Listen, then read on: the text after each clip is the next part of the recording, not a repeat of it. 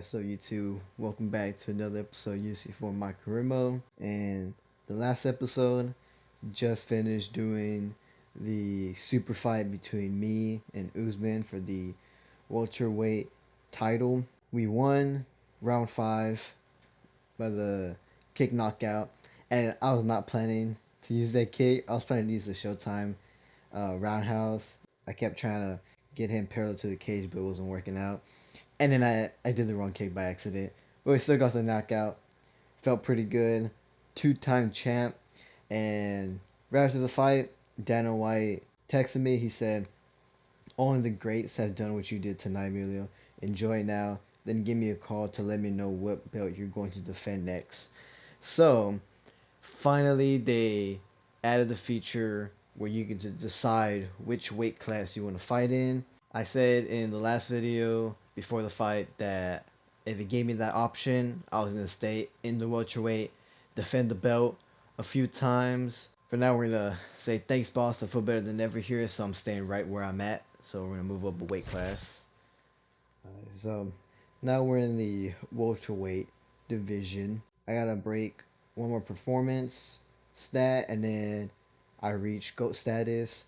And the closest I have is the consecutive UFC title defenses, 9-11, so I needed 2 more. But let's see what the next fight offer is. We got George Masvidal, rank 4, 39-18. So I'm gonna go ahead and accept the fight. 5-week training camp.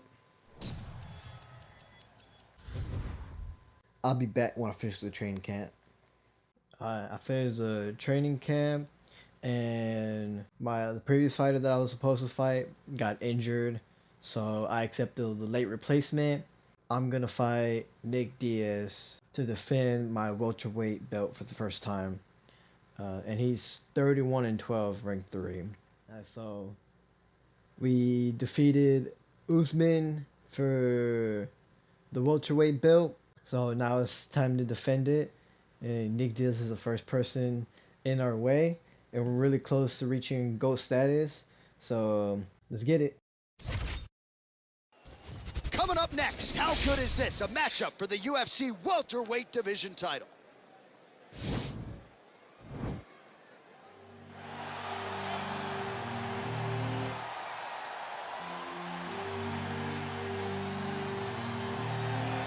All right, so here he is, the ubiquitous Nick Diaz. It's hard to quantify his contribution to mixed martial arts. I will just lead by saying that this man brought a lot of fans into this sport, and when he fights, building's still packed to the nines. Yes, absolutely. Nick Diaz has a fan base that will follow him through anything, and rightfully so. He won the Strikeforce Welterweight Championship, defended it in a ton of crazy fights, knocking out Paul Daly, knocking out Marius Zaromskis, and then coming back to the UFC and getting wins over BJ Penn, fight George St. Pierre, and then also sharing the octagon with Anderson Silva. So it was only big fights for Nick Diaz because he was such a star and such a draw. And sometimes people lose sight of just how good he was in his prime. 2008 to 2011, Nick Diaz won 11 consecutive fights. He is the reigning, defending, undisputed UFC welterweight champion in a division full of killers. He has remained the hunted at 170 pounds. Now, unquestionably staring at his toughest challenger to date. Can he go back home as the champion? If he can, another chapter to one of the greatest welterweight legacies the Octagon has ever seen.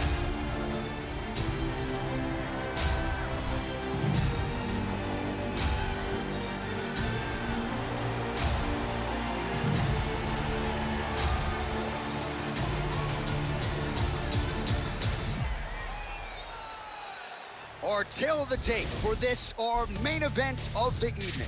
Diaz is 19 years the elder. He will have a 2-inch reach advantage. And now to get us started, here's Bruce Buffer. Ladies and gentlemen, this is the main event of the evening. And when the action begins, our referee in charge of the Octagon, Dan Murgliata.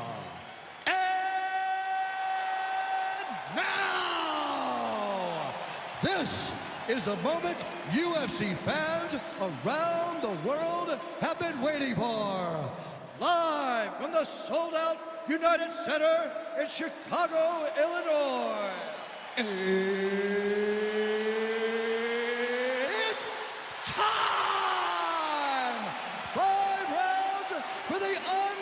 undisputed UFC welterweight championship of the world.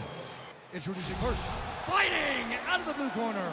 This man is a jiu-jitsu fighter holding a professional record of 31 wins, 12 losses, and 1 no contest.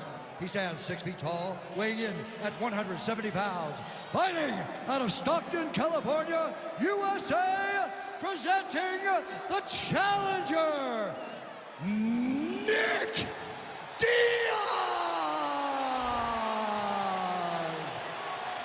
And now, introducing the champion, fighting out of the red corner. This man is a kickboxer, holding a professional record of 22 wins, no losses. He stands 6 feet tall, weighing in at 170 pounds. Fighting out of Houston, Texas, ladies and gentlemen, presenting the reigning, defending UFC welterweight champion of the world, the Chosen One.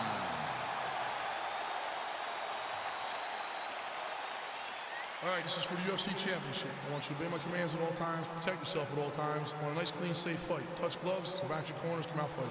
The fighters touch gloves. All right, first welterweight title defense against Nick Diaz. Let's get it.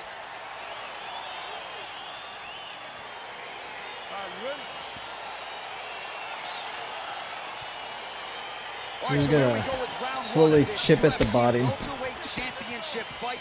I'm get tired. As he looks to defend the title yet again. Prior to his title reign, we saw this 170-pound title change hands quite a bit. Not so this here on the strap. We'll see if he can keep it here tonight against the #1 contender. Big, powerful punch lands. Now he gets back in range. All right, here we go. Our first round is underway, and you know at some point he's going to try to get this fight to the canvas. Any number of different submissions in his arsenal. I don't understand how people don't know that this guy wants to submit you, but it's his trickiness. It's his ability to trick people into going to the floor with him that puts them in danger. Does he pull guard? Does he pretend that he got knocked down? We saw Verdum do it. Right. To Fedor, act like he got knocked down. Fedor jumps in his guard, gets a submission. This man has that same ability.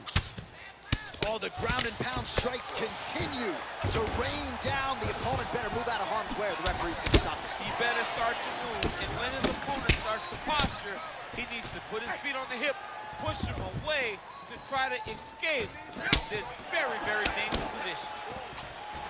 And he connects there with a punch, so pretty good striking display by him thus far. He throws everything so straight and so accurate. Ooh, head kick lands, was hurt. Strong defense here as the hook to the head is blocked. Over and over. You come up, you go down. Another takedown land. Well, you got to be working off of your back. He's certainly doing so here. Nice punch. Oh, Diaz is attempting to pass here, but he's denied by the defense. Strong bottom work here, staying busy. Try to make him feel uncomfortable on the ground. Ooh-wee, what a right hand by this young man. Well, you got to stay busy on the bottom. He's doing it here. Nice punch. Now he's going to try to attack Kimura here. It's in there deep. There you go. Now he falls back into the finishing position. There you go. Now you got it. Now you got it. Finish it. Finish it. I need you to work. You got 1 minute. I need you to do that.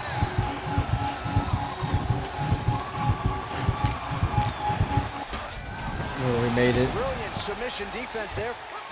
All right, right into side control. Upper body strength figures to be put to good use here. Yes, absolutely. And you got to look for his opponent to turn back into him. He should chase guillotine, but the opponent turns to the opposite side. He can take his back, throw his hooks in, try to choke, or flatten him out and just go for the finish. All right, operating inside the closed guard now. That horn sounds means we have reached the end of round 1. All right, take a seat there. You're doing great. Fantastic. Good round, good round. Just breathe in. All right, there's some more. Listen.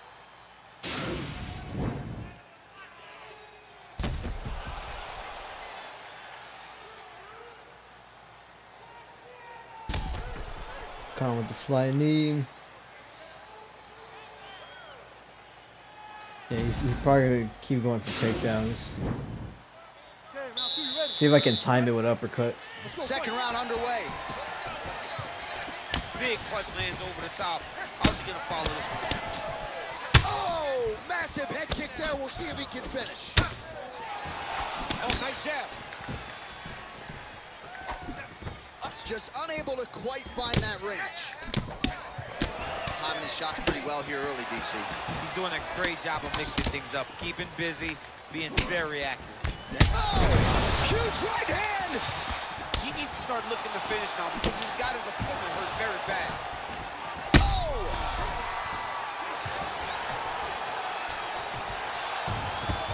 Now goes in and secures the takedown. Oh, Diaz is looking to pass out of the half guard and attain side control here, but unable to do so. All right, bottom fighter here, maybe looking to hip escape, DC.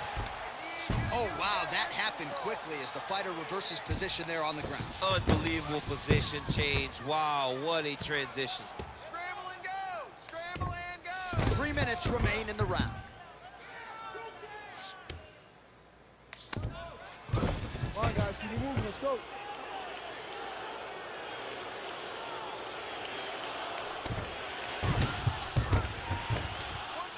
Parker up. Now look at him jumping in to try to get the finish. Back to his feet.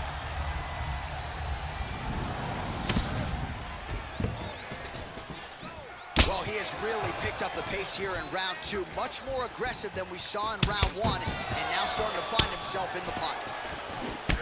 Diaz has got a pretty deep bruise now starting to appear on the big strike lands. Big strike lands. Now he looks to try to chase down that finish. What a fantastic strike to throw at the exact right moment.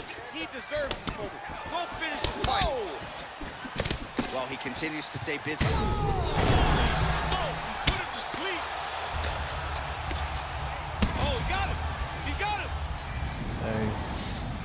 Coming with the uppercut. Posturing up now. And now the damage is about to start.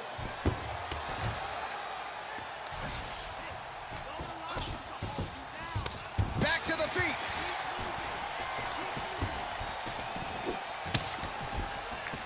Diaz going for the head kick.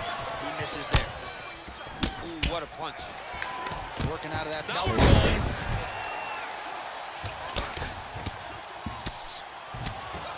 Oh, trying to pass here, but Dikembe Mutombo style, he gets denied.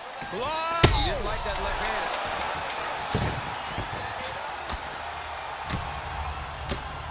What a fight so far. All right, the round is over. Gut check time for him now. You see the cut on his cheek has gotten really, really bad. And even though it's not affecting his vision, if it gets any worse, the doctor will be called in. And I can assure you, he's going to have no choice but to stop this fight.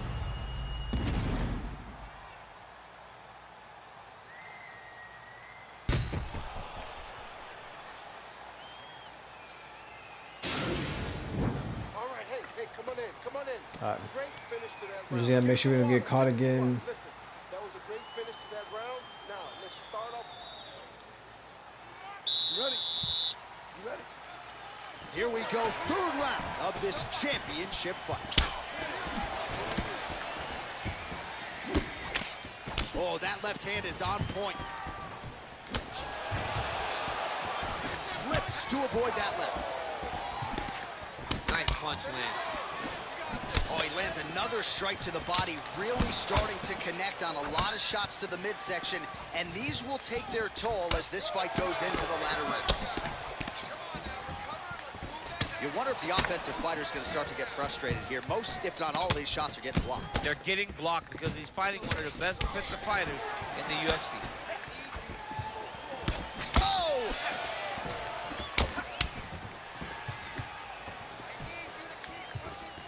Head off the center line, slips the punch. Nice straight punch. And there comes the separation now. Well, the octagon, not a great place to be when you're looking for a rest or a stool. His stamina has been a huge issue tonight. It's abandoned him, but he did it. Oh! That's it. He's out! He's done, he's done. What a fight. Yeah, man, crowd loving it. Just a gorgeous shot there to end the fight. Really just the way he drew it up. He found the opening and capitalized on it to the utmost extent. Nicely done to finish the fight. All right, let's re-rack the highlight now, DC, and he's certainly going to enjoy watching this one back. The head kick was there early, was there often, and ultimately ended the night for his opponent. He's found a weakness in his opponent's game. The left kick, over and over, he was able to land it.